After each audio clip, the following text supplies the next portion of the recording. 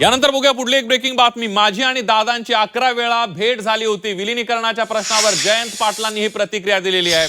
विलिनीकरणासाठी दादांचा प्रचंड आग्रह होता। अजित पवार 11 वेळा माझ्या निवासस्थानी आले होते, अशा प्रकारची माहिती स्वतः जयंत पाटील यांनी दिलेली आहे। आपण बघतोय अजितदादा गेल्यानंतर मोठ्या प्रमाणावर राष्ट्रवादीच्या विलिनीकरणाची चर्चा पुढे आली।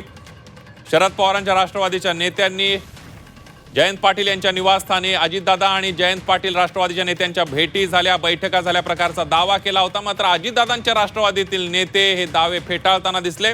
मात्र आता स्वतः जयंत पाटील यांनी या संदर्भात माहिती दिली आहे। माझी आणि दादांची 11 वेळा भेट झाली होती। विलिनीकरणाच्या प्रश्नावर जयंत पाटलांनी ही प्रतिक्रिया दिलेली आहे।